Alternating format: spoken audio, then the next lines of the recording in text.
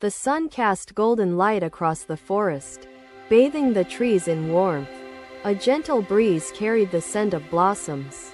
The disciples sat in quiet anticipation, eyes filled with longing. They sought wisdom, a refuge from their daily turmoil and burdens. One among them spoke with urgency, his voice trembling. "Master, my mind is restless in my duties. My thoughts never cease." The Buddha looked upon him with kindness, his gaze steady. The restless mind is like a river after the storm. Unsettled, wild. The disciple lowered his head, troubled. "I wake each day to voices demanding action. My heart cannot find stillness in labor." The Buddha picked up a bowl filled with water and held it. "If I shake this bowl, the water loses its clarity." The disciple observed the movement within the bowl. Ripples distorted reflections, breaking the stillness into countless fragments of distortion and chaos. In the same way, Buddha continued, "Your thoughts stir ceaselessly. You carry worries, pouring more into your mind without pause." The disciple sighed, the weight of understanding settling. "But how can I still my mind? Master, my obligations press upon me." "The river settles when the storm passes," Buddha said gently. "But a wise man does not wait for storms to cease." The disciple frowned, seeking clarity. "How does one find stillness amid the storm? The voices around me demand urgency every moment." Buddha placed the bowl upon the ground and watched. Slowly, the ripples began to fade, water returning to stillness once more. "Stillness comes not from withdrawal," he spoke, "but presence. When you toil, toil with awareness. When you listen, hear fully." Another disciple leaned forward, curiosity lighting his eyes. "Master, what does it mean to toil with awareness? Our tasks overwhelm us." Buddha plucked a single leaf and held it between his fingers. "When the wind blows, this leaf moves. It does not resist." The disciple nodded, absorbing the metaphor. "So I must accept my duties rather than fight against them? Is that mindfulness?" Buddha smiled, placing the leaf upon the ground. "Acceptance is the first step. The next is to become fully present in action." The disciple pondered his words.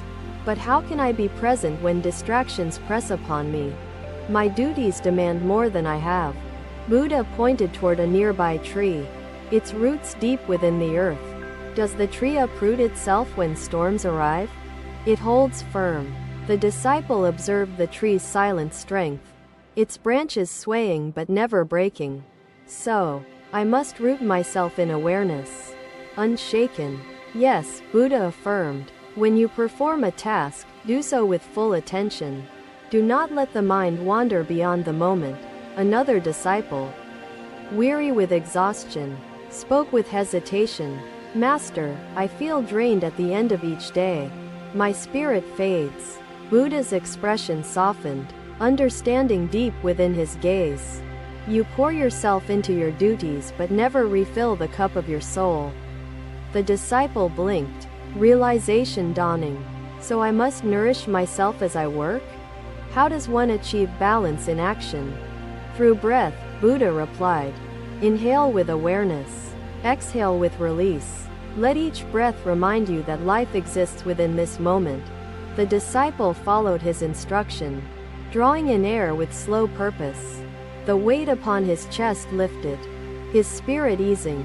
Buddha observed them all, the lessons settling within their hearts. "Do not resist the moment, my disciples. Live within it, fully." The golden light shifted, stretching shadows across the forest floor. The disciples understood. Their labor was not the enemy, only their grasping. The forest held its peace. The river ran smooth. The disciples, too, felt the beginnings of true mindfulness within their hearts. Another day. Another moment for reflection under the canopy of wisdom. The sun painted the earth with soft golden hues. The disciples gathered once more, their hearts seeking lightness amidst their toils. The air carried murmurs of longing and despair. A merchant approached, his brow furrowed with concern. Lord Buddha, I am burdened by fears in my work and life. The Buddha observed him. Calm as a mountain before the wind. What burdens you, merchant? Speak freely of your struggles. The merchant sighed deeply, his voice heavy. I strive to succeed, yet fear losing all I gain. Praise tempts, but criticism wounds deeply. The Buddha gestured toward the forest. Do you see the great tree standing there, unwavering in its place through wind and storm? The merchant nodded, his gaze fixed on the tree. Yes, Lord Buddha, the tree does not move, no matter what challenges it faces. Buddha smiled gently. The tree does not yearn for admiration, nor does it tremble at the thought of the axe. The merchant's expression softened. Yet, Master, I am human, not a tree. How can I free myself from fear and desire? Buddha turned his gaze to the horizon. Your burdens are not in the tasks themselves, but in the grasping, endless wanting and fearing. The merchant pondered his words, seeking understanding, but without desire. How can one advance or strive for betterment? Is ambition not essential? Buddha reached for a grain of sand, letting it slip through his fingers. Advance not with attachment, but with mindful effort. The merchant watched the falling grains, their movement steady and effortless. What does mindful effort mean, Master? Please teach me. Buddha leaned forward, his voice serene. When a farmer sows seeds, he does not demand instant fruit. He tends to the soil with care. The merchant nodded, absorbing the metaphor. So, I should focus on my actions without clinging to the outcome? Is that the lesson? Indeed, Buddha replied. Let your work be like the farmer's, steadfast and patient, free from greed or fear of failure. A disciple spoke, her voice hesitant. Master, I also fear judgment. Praise elevates me briefly, but criticism cuts deeply into my spirit. Buddha's gaze rested upon her, filled with compassion. Do you see the lotus that blooms in the pond despite the mud? The disciple nodded, her thoughts stirred. Yes, Master, the lotus is pure and beautiful, though it grows from the murk below. The mud does not stain it, Buddha said. Likewise, others' words cannot alter your true nature unless you allow them to. The disciple looked thoughtful, her heart beginning to lighten. So I must rise above the mud, like the lotus. Is this mindfulness? Yes, Buddha affirmed. Root yourself in self-awareness and compassion. Do not let external noise disturb your inner stillness. The merchant, inspired, spoke again. Master, how does one cultivate inner stillness amidst chaos? The world often feels overwhelming. Buddha gestured toward a flowing stream nearby. The stream runs clear because it flows naturally, without obstruction. So too must your thoughts.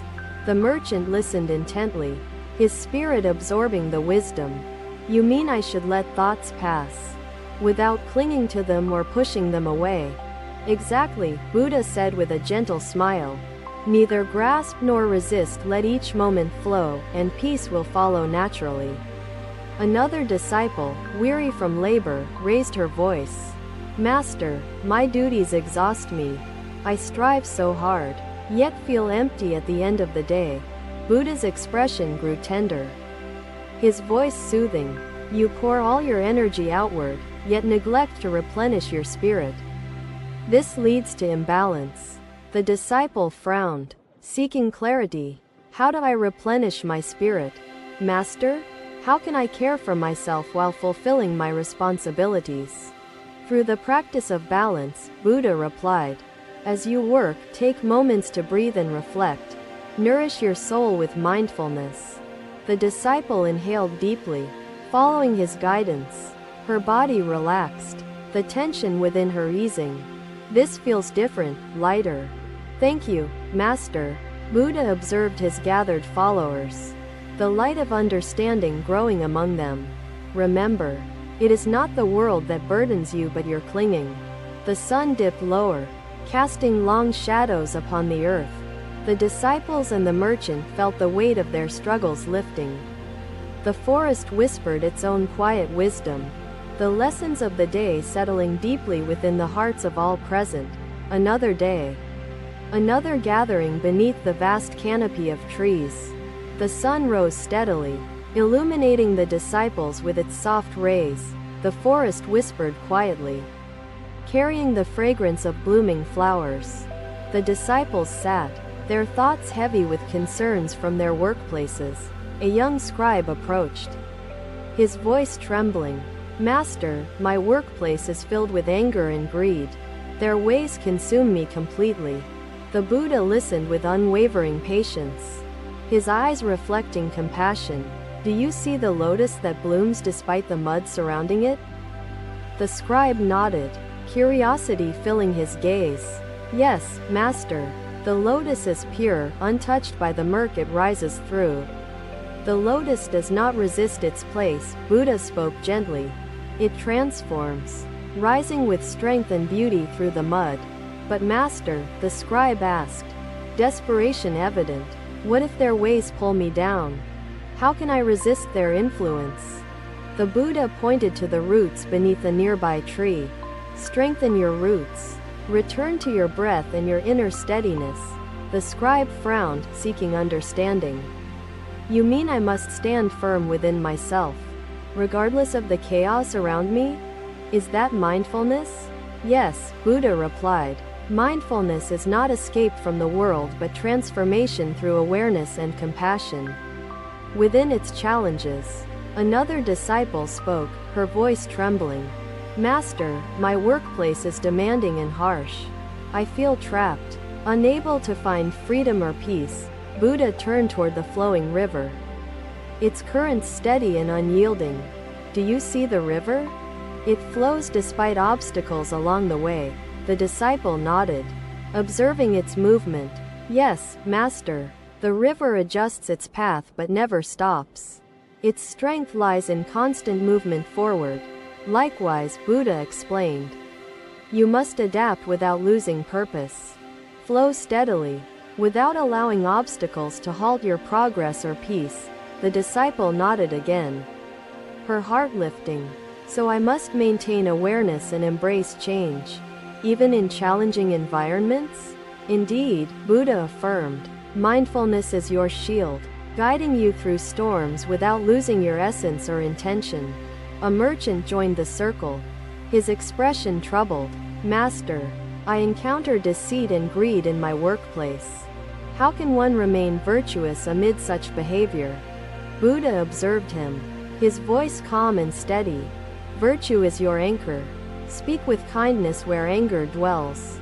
Show patience where greed resides." "But Master," the merchant asked, hesitation in his tone, "how does one remain pure when surrounded by corruption and temptation?" Buddha gestured toward the clear sky above. "The sky remains vast and untouched, though storms may pass through it. Do not let storms consume you." The merchant pondered the wisdom, his spirit stirring with hope.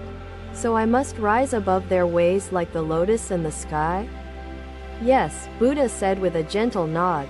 "Transformation comes through presence and compassion, not through avoidance or resistance." Another disciple spoke hesitantly. "Master, I fear my kindness will be seen as weakness. My workplace rewards harshness rather than compassion." Buddha's gaze softened, understanding the depth of her concern. True strength lies in compassion. The softest touch can move the hardest heart. The disciple frowned, seeking clarity. But how can compassion create change in a world that values power and aggression over kindness? "The ripple in the pond starts small," Buddha said, "yet its impact extends outward, touching every corner of its surroundings." The disciple nodded, realization settling in her heart. "So I must trust the strength of my kindness and let its influence grow naturally?" "Exactly," Buddha replied. "Your actions, grounded in mindfulness, will inspire others, even if the change begins as a faint whisper." The scribe raised his voice again, his heart lighter. "Master, how can one nurture mindfulness amidst overwhelming tasks and responsibilities?" Buddha turned to the forest. Its trees standing tall and firm. Do you see the trees? Their roots ground them deeply, supporting their growth. The scribe nodded, observing the forest's silent wisdom. Yes, master. Their roots provide strength and stability. Is this what mindfulness feels like? Mindfulness, Buddha explained, is your inner grounding.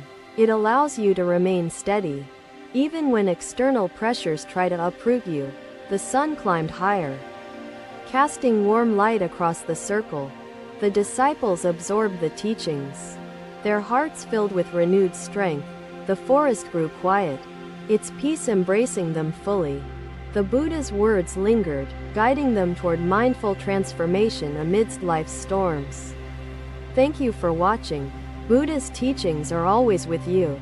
Subscribe to our channel and we will see you in the next video.